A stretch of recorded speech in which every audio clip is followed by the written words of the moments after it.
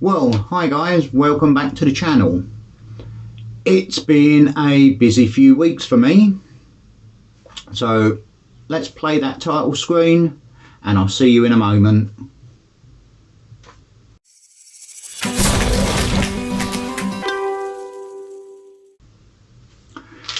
Well, welcome back. I'll say it's been a busy few weeks for me. I have decided to do my big bike test.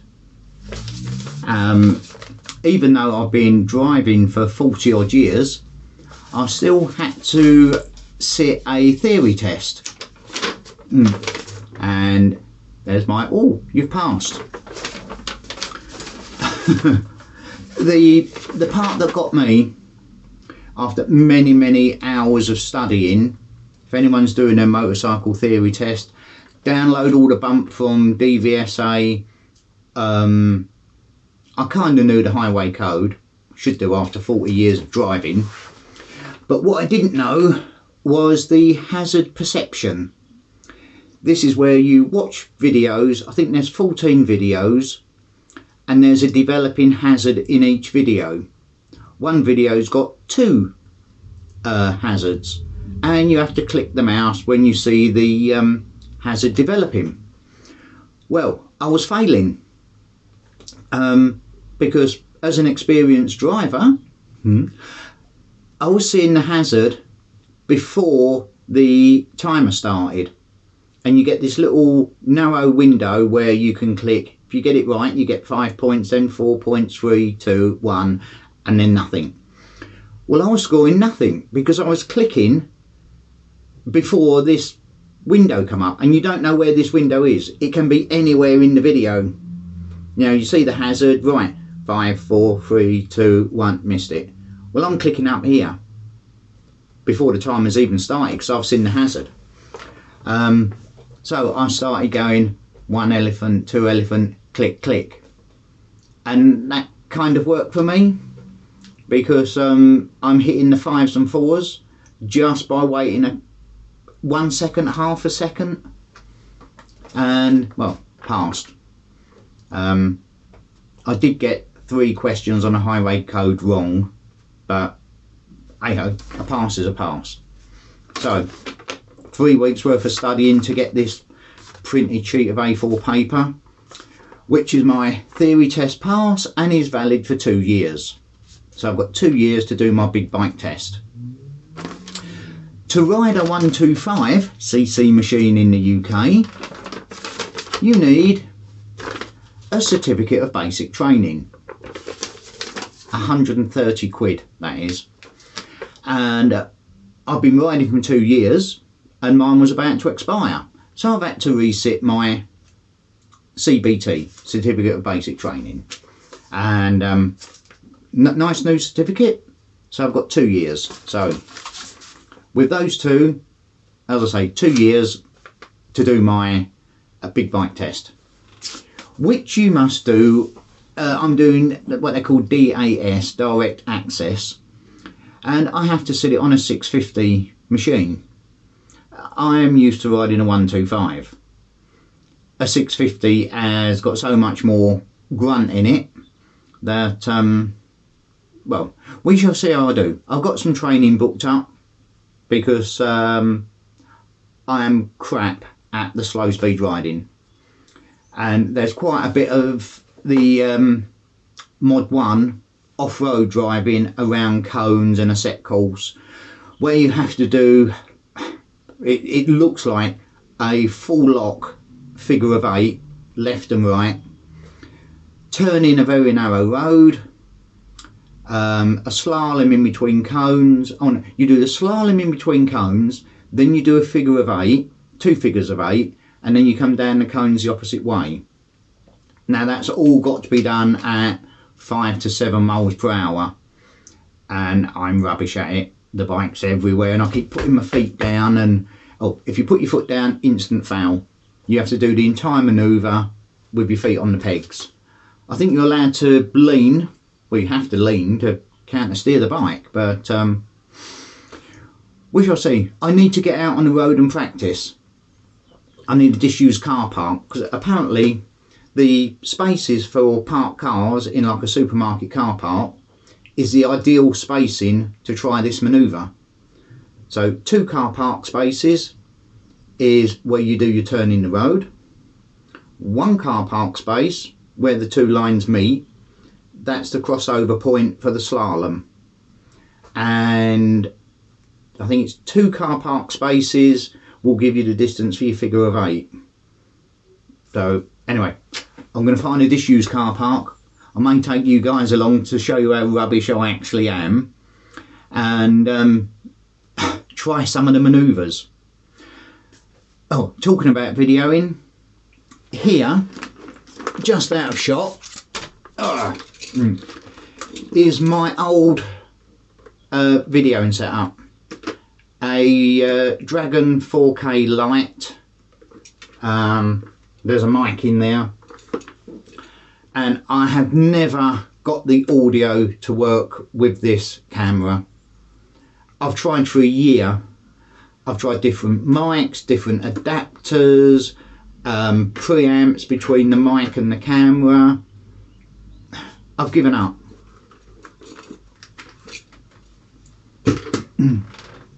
Here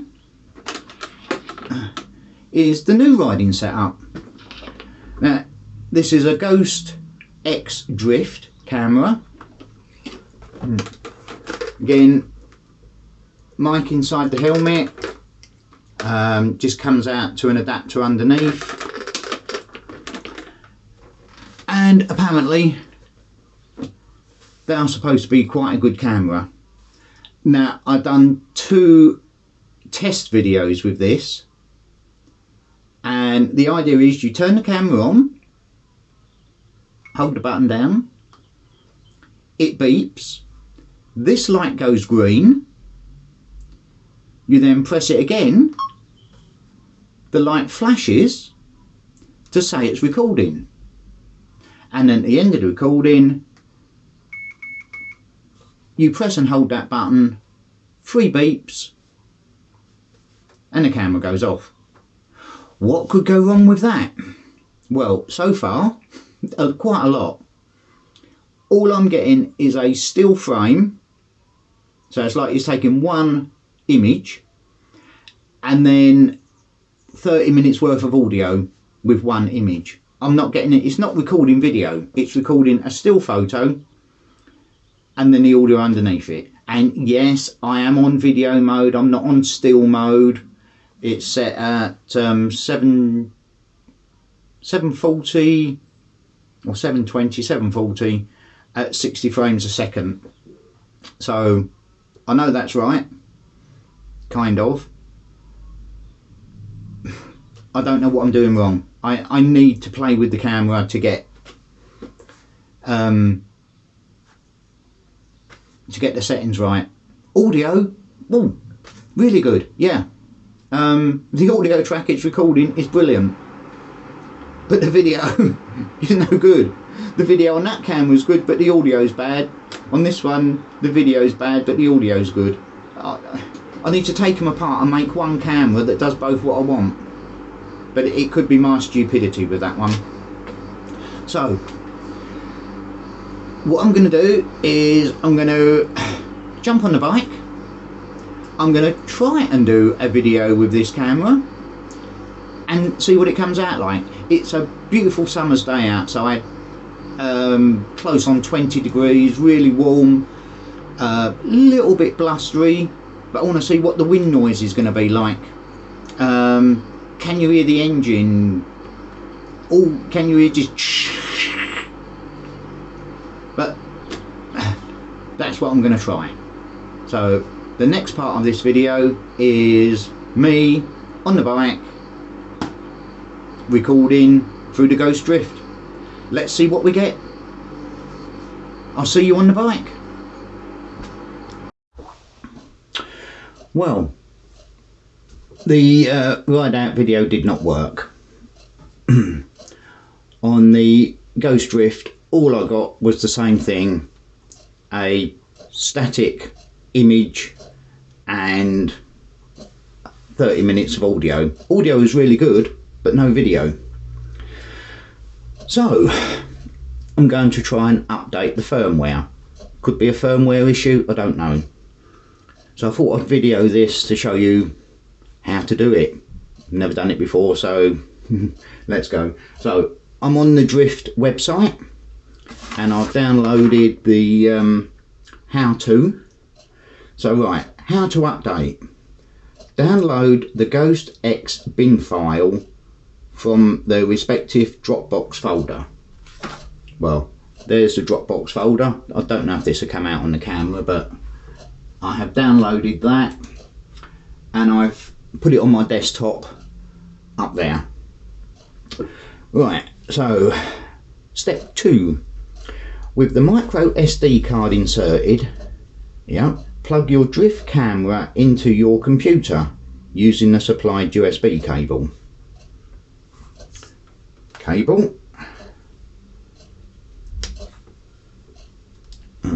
And the USB port is behind one of these little, see, yeah, there you go, see that? So right, so the camera's not turned on.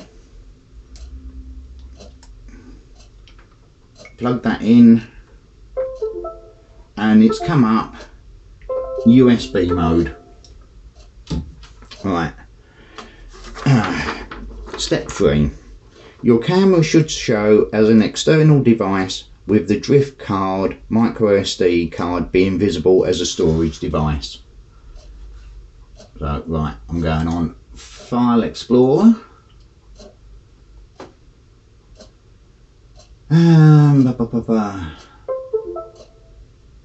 I don't see the I wonder if I have to do something. USB device not recognised. Windows does not recognise it as being a USB device. So, oh great. That's why it's not coming up on here, because it's not being recognised. Well, fallen over at the first hurdle.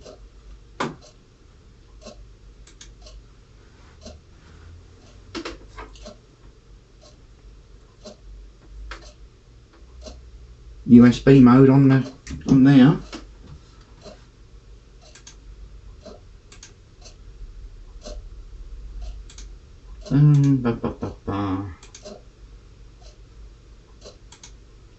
No, and there's nothing showing on my computer, so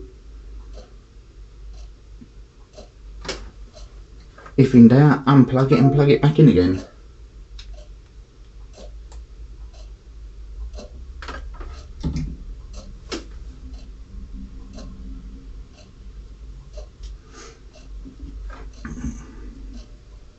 No, computer is still not recognising it as a USB device.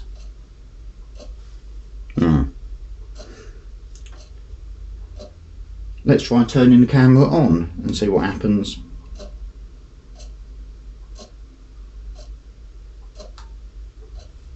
Camera won't turn on.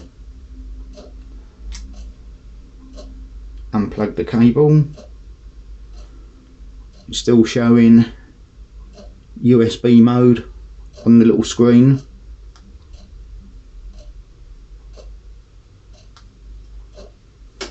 No, camera is stuck in USB mode. It's not turning on.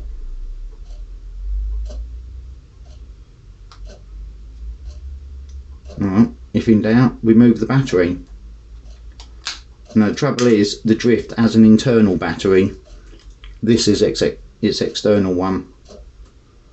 No.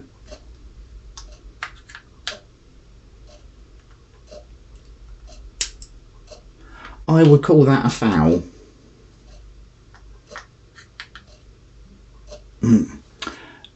I'll bring you guys back later. I'm just going to have a play, see what I can find. Right, after 30 minutes of playing around with the Drift, you get this. It's a reset key. So I've had to hold this into the bottom of the camera until everything reset. it has now come up with new media has been connected to your computer. Do you want to add files to your project? Well, I don't want to do that, so I'm going to go no.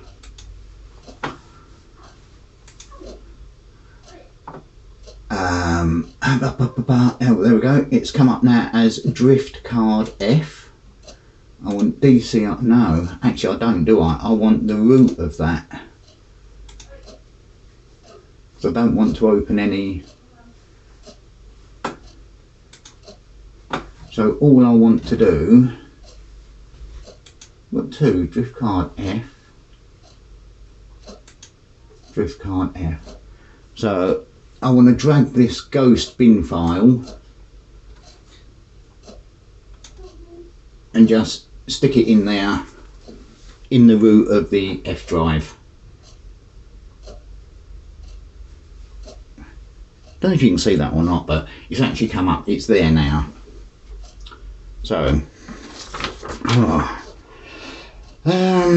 copy the ghost X bin file to the root of your micro SD card beside the DCIM folder. Well, there's the DCIM folder and there's that. Eject your camera as a storage device from your computer. Right, so finish with that.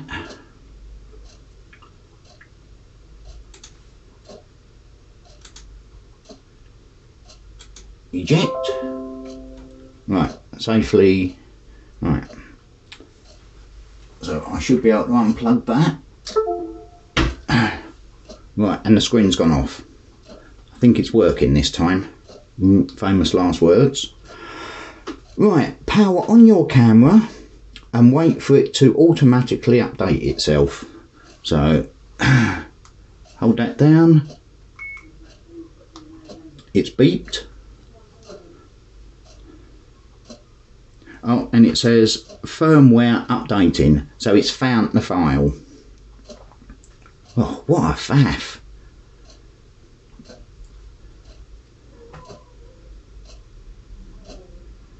Still says firmware updating.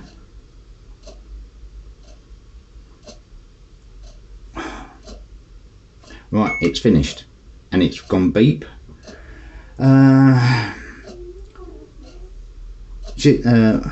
Power on the camera and wait for it to automatically update itself. You will see an updating firmware message, which we did see. This should take a few seconds and the camera will automatically power off afterwards. Well, it's not, it's powered itself on. So it's gone to default, which is 1080p at 30 frames a second. Power the camera on again and wait a few seconds for it to restart automatically. Well, it's restarted itself. After this is complete, navigate to the settings menu and check the firmware version to ensure the firmware has been successfully updated.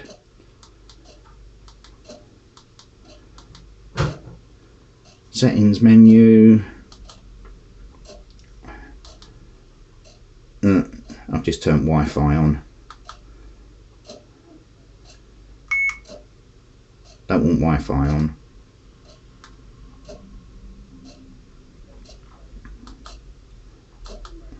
Exposure, self-timer, bitrate, filters, video tagging, car DVR, no, don't want that, microphone sensitivity, volume speaker, LED status, instant record, date stamp, thumbnail, language, reset settings, format SD card. Oh yeah, although it doesn't say in the list of what to do, you should format the SD card to get rid of that .bin file. So I'm going to go format SD card. Oh. No, I've got to go all the way. Oh, got to go all the way around to that again because I missed it. I pressed the wrong button. speaker, LED, instant record, date stamp. I'm showing you guys this because this is real time. I haven't done it before. Format SD card. Format SD, and it says no, yes, success. So it's got rid of that .bin file off the SD card.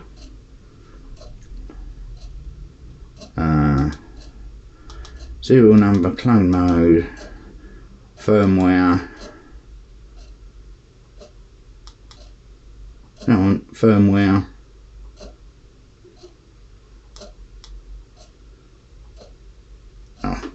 Oh, we guess it's done it.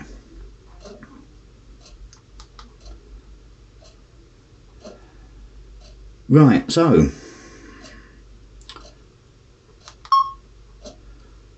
we are recording. So whatever this camera is recording, you are going to see it in a moment. I will put it up there. So it should be videoing me.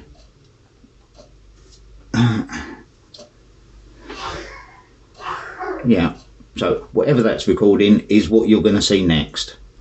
If it's worked, you should see a nice video of me basically saying this again. Right. I will find out when I get to the editing part. Catch you later. We are recording. So whatever this camera is recording, you are going to see it in a moment.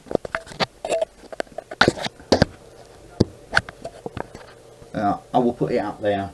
So it should be videoing me.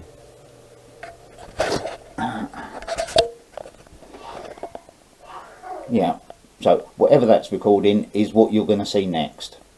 If it's worked, you should see a nice video of me basically saying this again. Right. I will find out when I get to the editing part. Catch you later.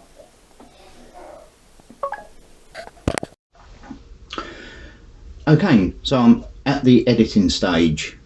It did record video from the drift, but just want to show you something. Oh. Now, trying to get this in frame. That is the audio from my normal camera. That is the audio from the Ghost Drift, and you can just about make out there's an audio track there. Now let me put you guys back up there. So the audio is going to need boosting in post, because the audio from the Ghost Drift is very quiet. I can boost the audio,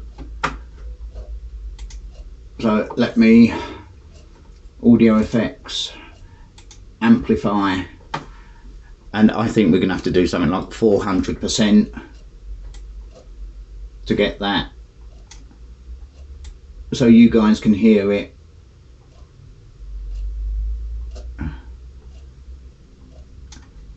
Let's try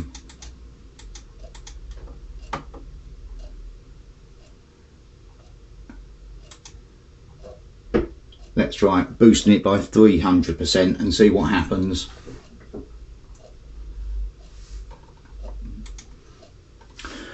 Right, hopefully that's made the audio so you can hear it.